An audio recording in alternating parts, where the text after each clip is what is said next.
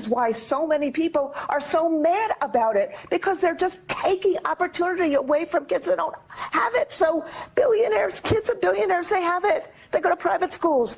Everyone else, 90%, go to public schools. Don't take away their opportunity. So let's stay on the facts. Sorry, no, I'm do really not angry about this. No, because this I'm is what really people angry. need to hear. I taught kids in Clara Barton High School in Brooklyn, New York. Pernicious. They're saying, oh, don't worry, let's block grant it. So we'll give it to a state education department. Right. So, and then let the state education department decide what to do. So we know, for example, what Texas would do. Right. They'll use it for vouchers. So they won't give it to the kids who have it now. They'll just give it for vouchers. Catholic schools, religious schools. All right. You saw it there. Nicole, what are your thoughts on this? You know, it's something about taking away their money that makes them so very angry. She's already a passionate person. I've seen her speak before, and that's her shtick, like her niche, that she gets so excited that she bangs, on the dais and she kind of jumps around. But it doesn't change the flat out, give me the money and we'll take care of your children for you kind of grift that she's on. Removing the Department of Education is the best thing for children. Sending it back to the states. An example is Sarah Huckabee Sanders, governor of Arkansas, is saying that handgun safety is going to be a part of the curriculum there. And now, granted, that works well in Arkansas. We're hunting and fishing, and it's a much more rural way of life. That would not be something that you would likely see in, let's say, a New York City public school. Giving power back to the states allows them to educate their children to be the most productive citizens in that state, right?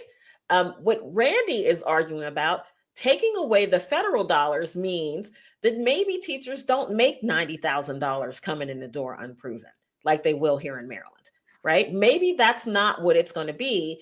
Hence, cutting into her dues as, the National Teaching Association Union, it's going to be a little bit harder for her to make those dollars now. It's going to cut into her grift. So I get why she's upset. And her teaching at a school, thank you very much for your service to our community. I'm sure you were paid handsomely by the state of New York for doing it. Yeah. I want to acknowledge our super chatters here, folks. Thank you all so much. We see the chat is on fire. Red Bucks with the $5 super chat. Thank you so much. We certainly appreciate you. Yeah. Tyrone, what did you think of her rant? And do you believe the Department of Education should shut down? Yeah, just a lot of liberal emotion, light on, in her case, totally void of real facts. I've said on this platform before that it's a fact. The United States of America ranks number 18 in global education. And that ranking is performed by the State Department, by the U.S. State Department. So something ain't right. Now, prior to 1979, and the inception or the creation by Jimmy Carter of the Department of Education, we were number one. So you go from number one to number 18. I mean, we're not even in the top 10, right? Something is rotten in the state of Denmark. So I'm an advocate for, getting kids out of government schools because it's built on the Prussian model that teaches kids to be followers, not independent thinkers. And then the other thing we're seeing in school, in public schools, that are very pernicious, is that this Pied Piper kind of effect. You're spending more time with these people who want to indoctrinate than educate. Okay. And at the end of the day, that's not good for their economic future. And it turns them into liberal lemmings. Yeah, especially when you have it all coming from a centralized government. I agree. Education should be at the local and state level. Parents should be in charge of their education, or should I say, the education of their children, whether in private or public school. But instead, here in the United States, and we probably won't see much difference here in Maryland because we are leftist state anyway.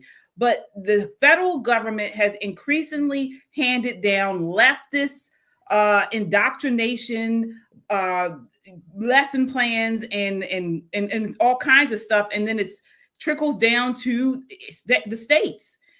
Shelley, what do you think about this?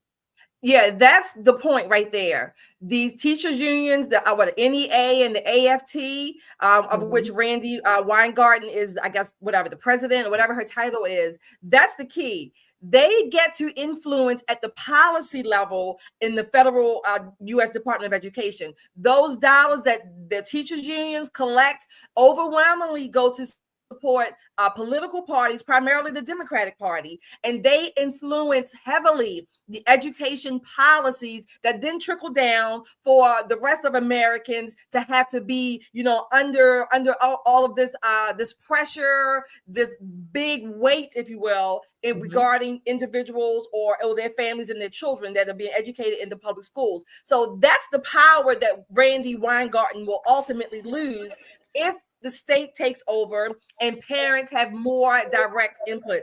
It's always about power and it's always about money. And 99% of the times, those things are intertwined. They're interlocked. Take away the money, you take away the power. Take away the power and the money is going to dwindle as well. So that's what Randi Weingarten is ultimately about. Yeah, we have a super chatter here. Thank you so much. All right, let's see here. We have, I may have got, Kung Fu CJ says, you're right, Nicole. Absolutely. I mean, folks, and you brought up a good point, Shelley, with the money. And so we've seen over this last, I'd say 5 to 10 years, how the Department of Education has been funding these disgusting NGOs. There's a particular one, and we talked about this on the show previously, which argues that white children must push through all of the white fantasy that is just part of what it means to grow up in a white supremacist society. So we saw a lot of this critical race theory. They would hire some of these DEI consultants, some of these NGOs to come in and push forward this type of stuff on our children. And then you have kids coming home saying, white kids coming home saying I'm an oppressor, and black kids coming home saying I'm a victim and oppressed. This is the type of stuff that they push out of the Department of Education. And we've seen that it's had a devastating effect on our youth. It's had an effect on our whole country. Right. When you think about it, being a good American has taken such a back seat to all of these other little things that you need to be good at, right? And when we talk to children as adults and they're saying, my teacher told me that I'm a victim, and they're kind of absorbing and making that a part of their personhood, you got to let these kids know you were privileged to be born under these stars and stripes. There are people who bleed and fight and die to protect you. And there are people who would give their right arm to live one day in your shoes. This is a beautiful thing. KJ's shirt, Sine said in the chat, how can you get that shirt? Not black, not white. That's a great shirt. Go to www.popandpoliticslive.com and you can find that shirt there, as well as a lot of other shirts. Now, people who are fans of the show will tell you that I am absolutely partial to the classic white. Let me just say that, the classic white, because it matches everything. Jeans, you can wear with a skirt. It does a lot. But the sentiment is the same. It's more important to be a good American. More important to be a good American and teach your children that being an American is a privilege. This is something that God has blessed you with. Imagine being someone born somewhere else in the world and you have to fight for everything. And then you see this shining beacon on the hill and you want to get there. We're that beacon. Stop telling our kids that they're not good enough. We're the best. Yeah. Rico Ray says different levels to U.S. education, premium and basic. Yeah. I mean, in fiscal year 2024, according to the New York Post, the Department of Education spent $268 billion. And since 1980, the spending has increased 372%, which is almost double the increase of the size of the rest of the federal government. Then last year, the Department of Education spent $165 billion on higher education.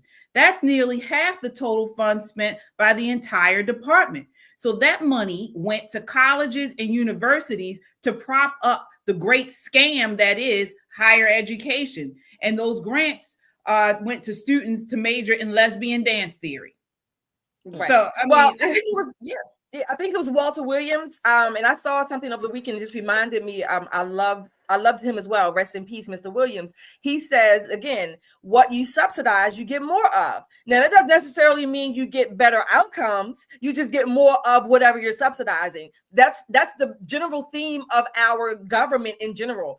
The more we subsidize X, the more we get X. But it doesn't mean that we're going to get a Y or A results. Right. Absolutely.